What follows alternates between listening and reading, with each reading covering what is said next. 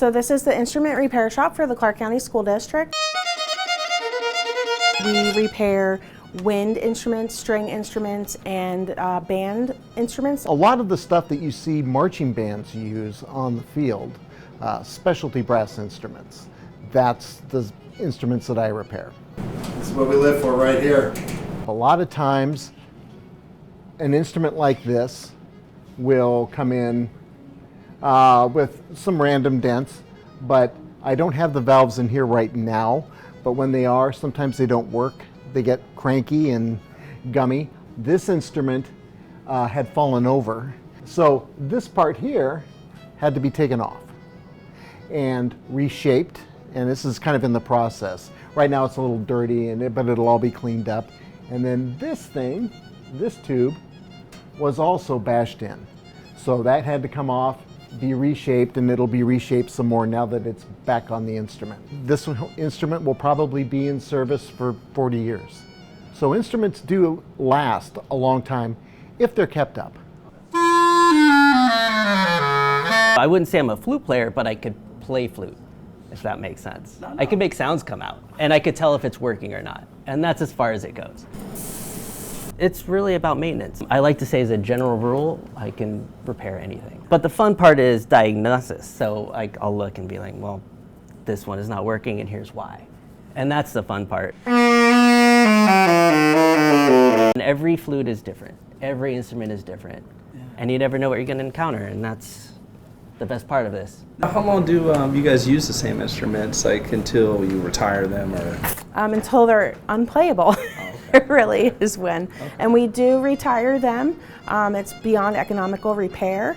That's what we call that. And so when that happens, then we retire the instrument, and then the school usually has to use their own funds to purchase those instruments. That's why the donation is really important. If you have any instruments that are sitting around your home that are not being used, we would love to take them. We're teaching jabs, slips, defense moves, hard work, cardio, anything you could think of, we're teaching it here. But we're also correlating it to the real life. Things are hard in life, so when things are hard in life, how do you get through it? You have to keep going, you have to keep striving. That's the same thing they're doing here. It's a mixture of different people, but once you get in the gym, you're family. Since I was little, I wanted to do boxing. Every single coach pushes me to my limits and makes me surpass my limits and become a better person in life, in boxing, and out of the gym. So this program is the POW Boxing Gym out of Henderson. So this is one little entity of what we're doing with POW. This specifically is just for boxing, and it's a great outlet for the community, our youth community, to come out here and work out, get away from life, get away from everything, and just focus in on the workout. Left, right, left, up. Relax, relax. You was looking too serious the whole time. Mentoring is the main focus of Police Athletic League. All the recreational stuff is extra. It's just the connection we can make with the kids, but the mentoring part is what's important. You guys to understand that it's bigger than boxing. I always say that. What does it relate to? The outside world, the real world. The way you guys work hard in here, which you guys prove it to me every single day. But you gotta apply the things that we're teaching here out to the real world. You gotta remember that why. You guys gotta understand that that should be your motive, your driving force, and your engine every single day. Keep that in your head for the rest of the day and from now on so we can keep moving forward. Clap it up and let's go, come on. Good.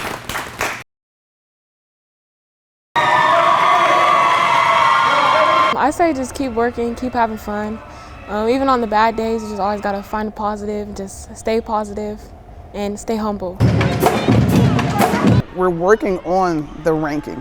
So she's in running to get a national ranking, which is almost unprecedented for a senior.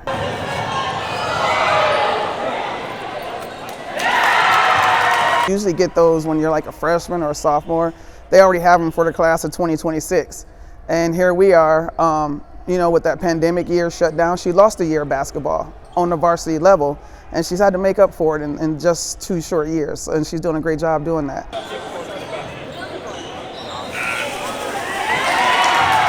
Everyone's been so supportive and so positive. Like even our opponents, like we played Canyon Springs yesterday. I even got a tweet for them. They were like, even though we're opponents on the court, like we wish you the best. And it was just nice for everybody, like people I didn't even know to just be supporting me like that. Come on, Kayla! We've gotten a lot of support from all over Las Vegas, and we couldn't be any more grateful to everybody that shared the post. It's Kayla now, but it's going to be somebody else next. This is not only good for Las Vegas High School and Kayla, I think it's good for the Valley. It brings much needed attention to the young ladies here. They'll see that there's a lot of talent here, and there's a lot of girls deserving of this. So I think it was great for her. It's great for Las Vegas High School for sure. Great for girls basketball, great for high school basketball, and great for just the excitement surrounding it all. It's been unreal, almost overwhelming.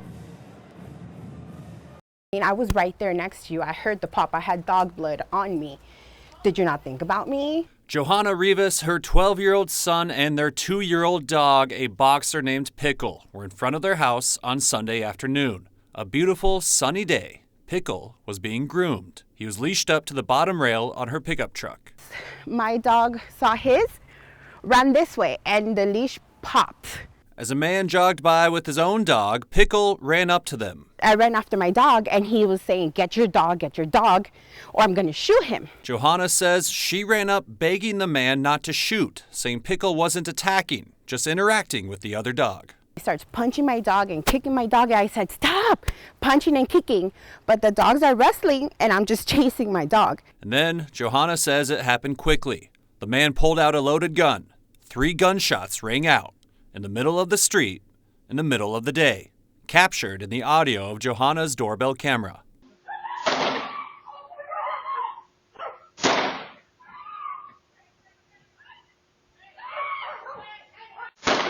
Johanna had sent her son inside. He heard the shots and watched his dog die from an upstairs window. My favorite thing that I liked about Pickle is that he was never really aggressive. He was just a goofy dog in general. Johanna says she knows she could have done better as a dog owner, but she's upset that the man resorted to killing her dog in a matter of seconds while she stood right next to him. Yes, accidents happen in the blink of an eye. I own up to that. But 3 times in front of children without having, and I want to reiterate, the leash was never let go. So you never had full control while you have 2 wrestling dogs. How irresponsible is that? Johanna is sharing this story, she says, hoping to warn people that a lethal weapon should not be the first choice in an incident like this. And her 12-year-old son, Johan, saying he's shocked this happened.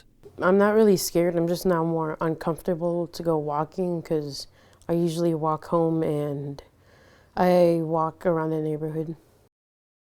That's right, we have a lot of excited student leaders. In fact, these black student unions are in 30 high schools, and we just learned 1 middle school, so they continue to grow. And really their purpose is to give voice to their fellow students, make sure there's a welcoming and inclusive climate on school campuses for black students here in the Clark County School District. I'm going to step aside so you can see they just actually finished listening to Dr. John Carlos. He is a 1968 Olympic medalist, a civil rights icon. He's also a retired educator, and they just had a chance to really take in his knowledge, his wisdom, hear his life story.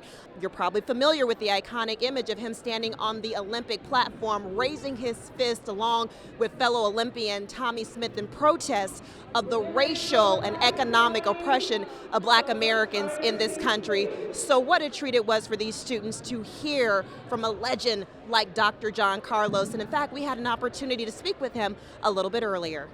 First thing, I'm just so enthusiastically watching them be so enthusiastic. I mean, the excitement is here, and all I can do is deliver a message to them to tell them that the world is wide open for them. Although we're going through a lot of turmoil today, is to make it better for them tomorrow.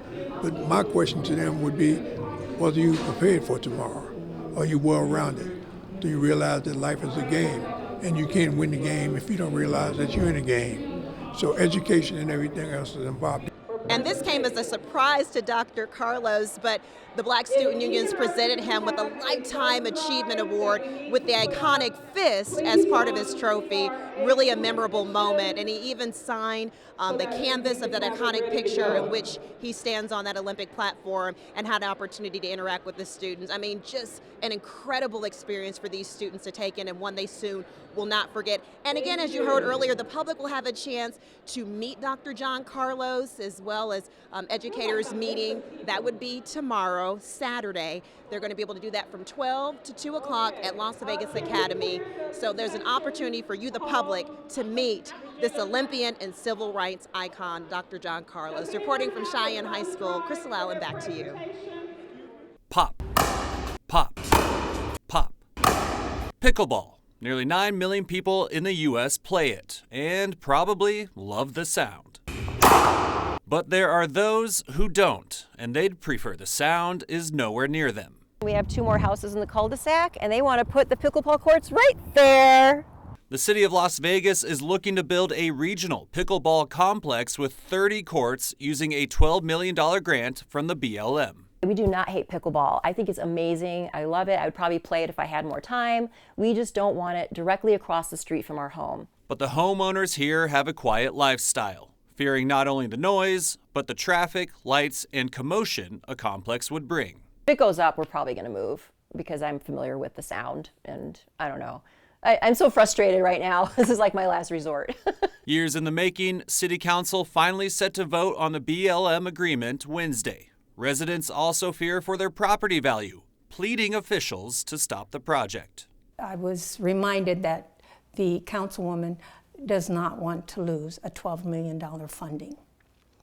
And I don't want them to lose it either. I just don't want them to put it here. But pickleball is popular. People want more courts, and the city is trying to meet demand. A couple people said this isn't going to do any good to fight it. It's going to go through. I said, yes, it might go through, but I'll feel better if I tried. Another hiccup, the homes are on county land, but the complex would be City of Las Vegas. Homeowners feel the city is not listening to them because of that. But a church adjacent to the site is on city land, and they worry about disruptions to Sunday Mass, school, and funerals. They have never come to talk to us about it. When I did reach out, I was told that it was going to be a few years down the road and not to be concerned. Then all of a sudden, here we are.